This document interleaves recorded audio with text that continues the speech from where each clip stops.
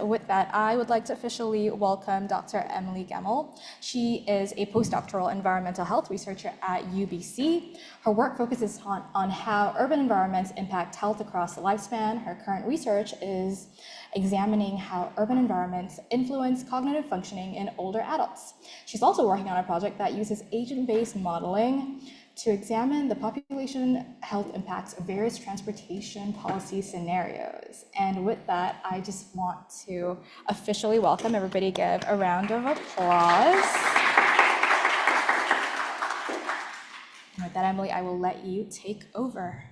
Thanks so much, Poe. I'm really excited to be here, and I'm just fascinated by this community group. It just is so fun.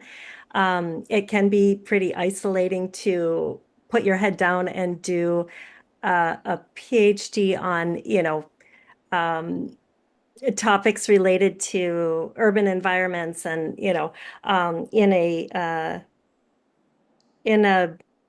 I guess I would say a department that's, focused on health, and there's many broad topics that people were focusing on. So yeah, it's a real treat to be here. Thank you for having me.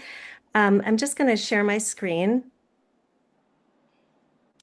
And also, before I do that, just acknowledge that I'm zooming in from Vancouver, and I live on the traditional unceded territory of the Musqueam people, which is just totally beautiful and sunny today, and I'm very grateful to be here.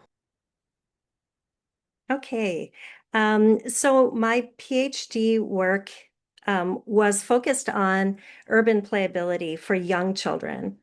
And so that's what I'll talk about today, even though, I have some different projects as well. But yeah, I'm really excited to talk about this. This is a topic that's really near to my heart. I worked previously as a midwife in different scenarios, some large urban centers in different countries, and then some rural places. And when I worked in the urban centers, I began to see that, no matter how high quality the provision of care was, it was what people experienced every day that was really making a difference to outcomes. And so I got into environmental health because I thought, let's go, sort of further upstream and see what is it that about our environments that is making us more healthy or less healthy. And with global urbanization, people are increasingly moving into cities, and in a short time, a majority of people will live in cities. So this has big implications for health and development among children. And early childhood was the period that I chose to focus on because this is a very sensitive period for development. And so the experiences and exposures in this, these early years really impact trajectories for life. So health and well-being kind of start, in the prenatal period, but also, this period especially is important. And synapse development really peaks during this period. Later on, those synapses are kind of pruned. And so those connections between neurons in the brain are dependent on experiences. So the experiences that a child has from, 0 to 6, you can see the different peaks for different areas of the brain in terms of synapse formation. And then that really tapers off by the end of childhood. And later childhood is more pruning of those connections. So this really got me interested in, what sort of experiences do the environments that we inhabit facilitate? So behavior is somewhat shaped by environment. It's also shaped by, family norms and, personal, interests. But when we look at the behaviors of children, play is one of the most important behaviors. So it's been said that play is the work of childhood. Um, through play, children get their physical activity. They don't go outside to exercise. Their physical activity is a byproduct of their engagement in play. And there's all of these other, I won't go through each of them, but there's all of these other benefits to play. And so it's becoming more and more recognized as a really important determinant of health. And then also, there are benefits to the community for children to be present in the community. So it, facilitates just like, you might have noticed those of you who have pets, like, having a dog facilitates social connection. Having children and the children being present in local communities catalyzes social connection and the development of social capital. Um, so there's all these benefits, but one of the most interesting ones, I think, is the fact that play is a behavior, especially in children, that is preserved, in an evolutionary sense. So despite there being such a high energy cost to play, um, every culture around the world children engage in play spontaneously.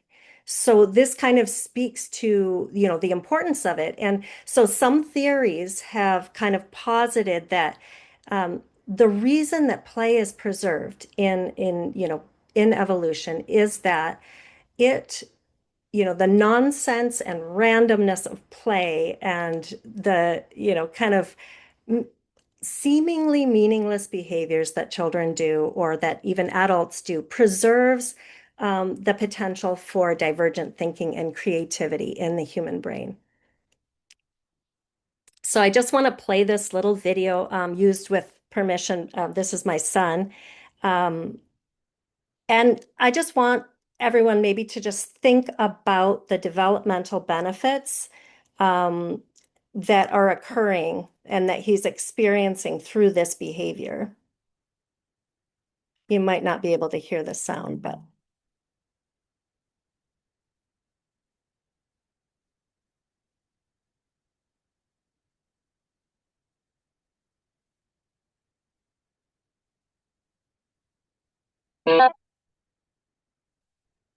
so I love that video because this is something that he came up with, and his dad sort of helped him build that teeter-totter thing. He's used it for bikes.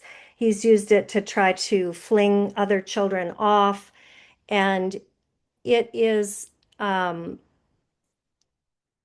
you can see a lot of developmental benefits, balance, coordination, gross motor skills, and risk management, etc. But you can also see the mental health benefits of, just experiencing that joy. So I kind of wanted to look at how our environment's supporting this. In a Canadian context, 72% of Canadian children live in actually the 35 cities that were the focus of my research, which are the largest 35 in Canada. Only 28 met physical activity guidelines, and this was in 2022 Participation Report. 18% met screen time recommendations. So most kids are getting more screen time than is good for them. And then 1 in 4 Canadian children are vulnerable on one or more developmental measures. So, physical development, social, emotional, cognitive, etc. And we know that urban environments are basically shaped by adult activities and priorities. And most of the measures that we have to measure urban environments are also focused on their use by adults or even older children who have a little bit more freedom. So what about younger children? So my work, I first started to develop a theoretical framework for, just to answer the question, based on existing research, what do we know about how urban environments influence outdoor free play among young children. And three basic themes, or three basic major domains emerged: spaces for play, roots, and social factors. And then these all sort of overlapped. And at the intersections of these, the things influencing outdoor play were availability of space for play, accessibility of that space, and the acceptability to both parents and children. Going a little bit deeper into the 53 studies that we reviewed, we kind of pulled out the characteristics of space that support outdoor free play among young children. And these were spaces for play, natural environments, social environments, local destinations, child relevant destinations, and traffic and pedestrian environments. I won't go a lot into index development. The way that I developed the index was kind of based on work done, in sort of ecology, on habitat suitability modeling. But this is just a very pared down description of what we did. So synthesize evidence, develop indicators, engage with experts, and then put together the final metric. And the link to my paper is available if you want more details than you probably are interested in. So the Playability Index used open source geospatial, satellite, and census data to sort of operationalize those major themes within one of these 5 domains. And we mapped, these 15 indicators within these 5 domains to postal codes, and gave each postal code a composite score. For the 35 cities that we mapped this across, we had almost all postal codes were covered, and we had data for almost all of them. The QR code is a link to my Shiny app, which is the free version. I don't have ongoing funding for this work, so it may crash if all of you get on it at once, but you're welcome to do that. And I think maybe Jasna has also put it in the chat, the link in the chat, so you can explore that on your own time if you'd like. When we looked across study cities, there was not a lot of variation in average scores. But when you look within a city, there's a really wide variation between neighborhoods in the same city. So I think that